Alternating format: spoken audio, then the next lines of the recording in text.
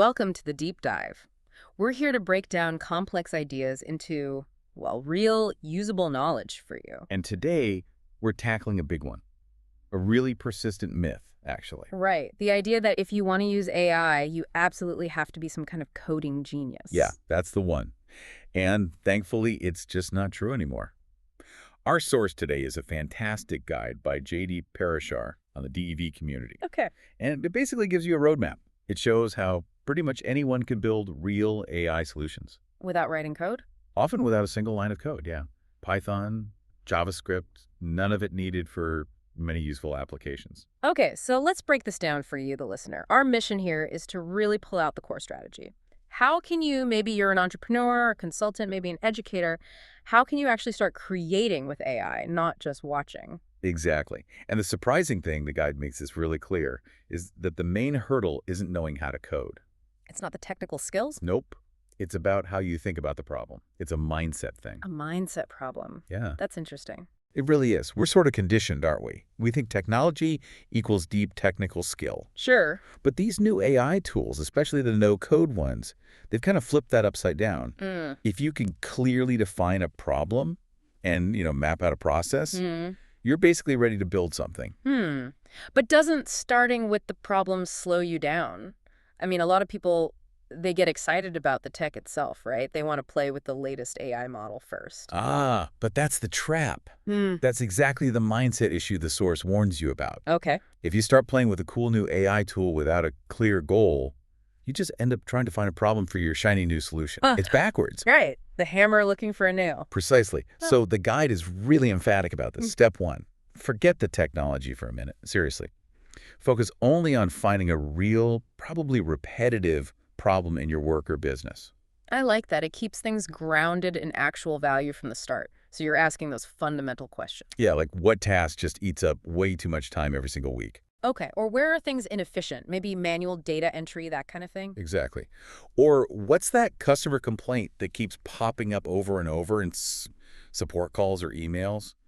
Find that pain point first. The source gives an example, right? The consultant. Yes, the consultant who's just swamped with client reports, drowning in them. Okay.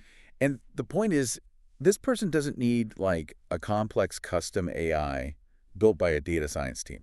Not initially, anyway. They just need something simpler. Much simpler. They need AI to maybe summarize the key points from those reports, structure the insights, free them up to actually advise the client, which is the high-value part of their job. So the goal isn't building something technically fancy. No. Oh. It's just solving that specific, painful, time-consuming task. That's the win. Okay, so you've nailed down the problem, the real pain point. Then you obviously use something to fix it with. Right. And that brings us to step 2 in the guide, using the no-code AI tools. This is where the no coding required part comes in. Exactly. Yeah. These are the tools that make it possible. Yeah. And you need to understand, these aren't just little toys or simple widgets. They're more powerful than that. Oh, yeah.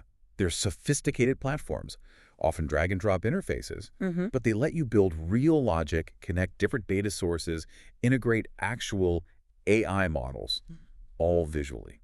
Okay, let's get specific. The guide mentions a few types. What about connecting different services together?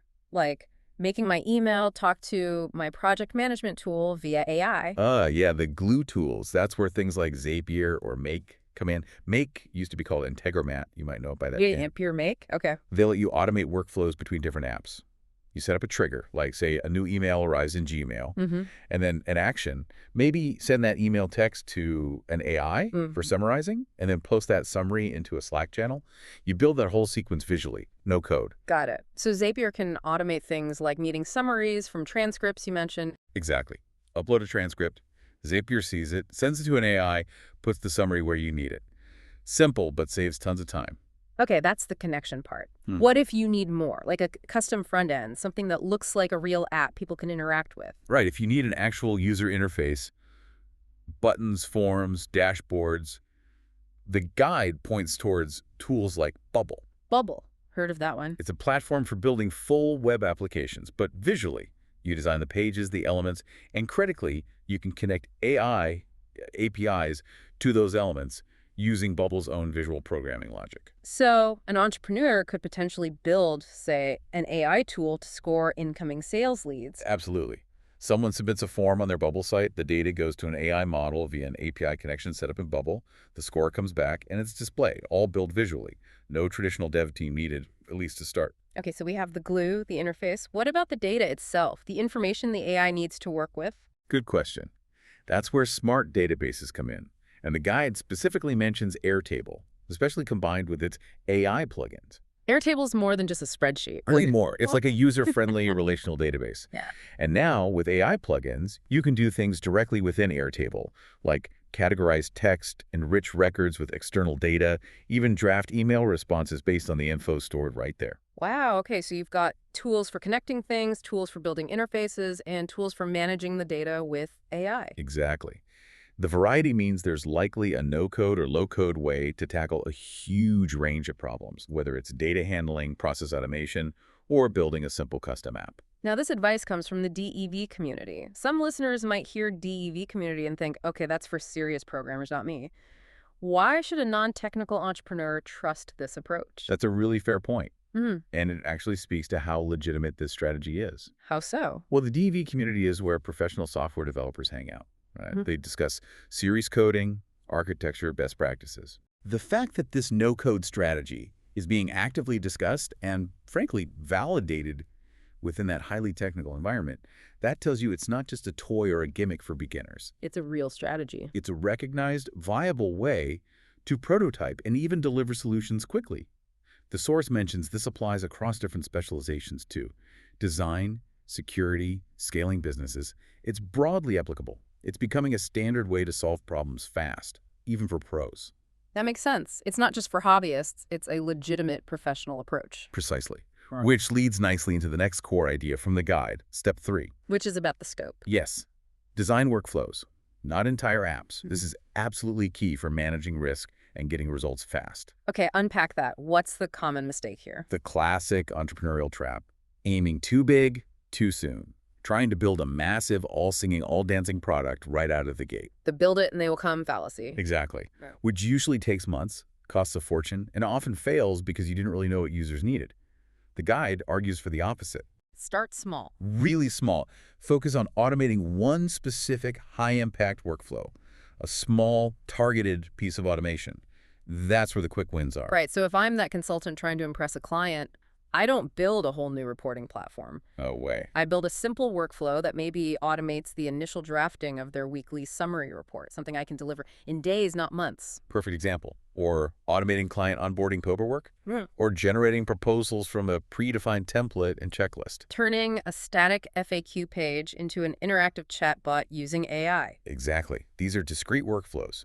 They solve a specific problem, deliver value quickly, and crucially, they don't carry the huge overhead of building and maintaining a whole software product. The guide even gives a template for thinking this way, doesn't it? A specific prompt structure. It does, and it's brilliant for forcing focus. It goes something like, design a 3-step no-code workflow to automate specific problem for specific user business.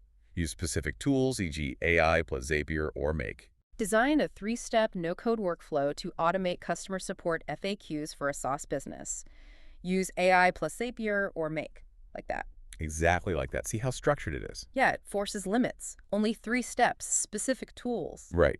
It immediately narrows the scope. It makes you ruthlessly prioritize only what's absolutely essential to solve that specific problem. You instantly cut out like 90% of the feature creep and complexity. Which means less risk, less time, faster validation. Bingo. Much lower chance of wasting effort. Okay, but let me push back slightly. If I build my crucial workflow on Zapier or Bubble or whatever, aren't I dependent on them? What if they change their pricing or shut down an integration I need? Is that platform risk addressed? That's a valid concern. It's the reality of using any third-party platform, code or no code. So what's the mitigation? The guide addresses it implicitly through this whole emphasis on small scope and workflows. Because it's just a workflow, not my entire business platform. Exactly. If you build a small 3-step workflow and the platform changes something fundamental, okay, it's annoying. You might need to rebuild it on Make instead of Zapier or tweak it. But the cost and time to do that Is tiny compared to rewriting a massive custom application. Precisely. The small scope is the risk mitigation. Yeah. You're not locked in the same way you are with a huge monolithic system. You stay agile. Okay, that makes sense. So we've found the problem, picked our no-code tools, designed a focused workflow. Now we actually build it and see if it works. Yep. That brings us to the final two steps in the guide strategy. Step 4, test and iterate. And step 5, focus on impact, not complexity. The execution phase. Right. And the philosophy here is very lean startup, launch fast, launch early, don't wait for perfect. Get something out there. Get that minimum viable workflow out there immediately. Test it with just a few real users, colleagues, maybe your friendly client. Get their feedback. And then improve it based on what they actually say. Constantly. Iterate quickly. Fix what's broken. Enhance what works. Don't spend 6 months polishing something in isolation. This sounds like what some real companies do. The source mentioned Rethink AI. Yeah, that was a great example. They explicitly use no-code tools to prototype their AI solutions first. So they build the first version without traditional coding. Exactly. They test the concept, validate the market need, get user feedback using the no-code prototype, only if it proves successful, and if they hit limitations regarding scale or needing very specific custom features. Only then do they consider building it out with custom code. Right. It shows that no-code isn't just for beginners. It's a smart, professional strategy for rapid prototyping and de-risking development. And for an entrepreneur or a consultant, that's huge. It means you can test ideas incredibly quickly and cheaply. Massively cheaper. Why think, say, $15,000 and 3 months into building a coded MVP when you could potentially build and test the core workflow yourself using no-code tools for maybe $150 in subscription fees and a week of your time? Yeah, the economics are compelling. Okay, so if we're not writing code, we obviously can't measure success by lines of code. What's the metric then? Pure business value. Bottom line impact. Such as? Hours saved. Is your automation freeing up your team's time? How much? Friction removed. Is it making a process smoother for customers or staff? Revenue generated. Is the AI-powered workflow helping close more deals or retain more customers? It's about tangible results. Completely. If that automated content calendar you built saves the marketing team 10 hours a week, that's a clear win. If the automated sales email sequence improves conversion rates by 5%, that's a win. That's what matters. And the examples of these impactful projects, they don't have to be super complex, right? Not at all. Often the simplest ideas have the biggest impact because they target a common, painful problem. Like the content calendar or the sales emails you mentioned. Yeah, or think about building a simple dashboard. Maybe it just pulls key numbers from 4 different platforms, your CRM, your ad spend, your website analytics into one place, updated live. That used to require a dedicated business intelligence person, potentially. Or custom code, for sure.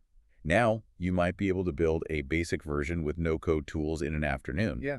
It's focused, it delivers immediate value, and it proves you didn't need a giant system, just a targeted solution. So wrapping this up for everyone listening, the consultant, the business owner, the educator, what's the big takeaway here? The main thing is that the barrier to entry for creating with AI has fundamentally lowered. You really can shift from being a spectator to being a creator. If you change your approach. Right. If you start with the problem, step 1, leverage these powerful no-code tools, step 2, and focus on designing small testable workflows, step 3, you can start making a real impact very quickly. Testing and iterating as you go, step 4, always focused on that tangible business impact, not just the tech, step 5. Exactly. The biggest hurdle, honestly, is overcoming that internal voice that says, oh, I'm not technical enough to do this. The tools are there. The strategy is proven. It's about the mindset shift. Which leaves us with a final thought for you to consider. The source pointed out something interesting. Even pro developers often get bogged down in repetitive tasks. The really effective ones focus on optimization and creating space for innovation. Right. So the question for you is this. If no-code AI can automate your most tedious, repetitive tasks, whatever your field, finance, marketing, education, anything, what could you do with that freed up time and mental energy? What new creative work, what higher level strategy does that unlock for you?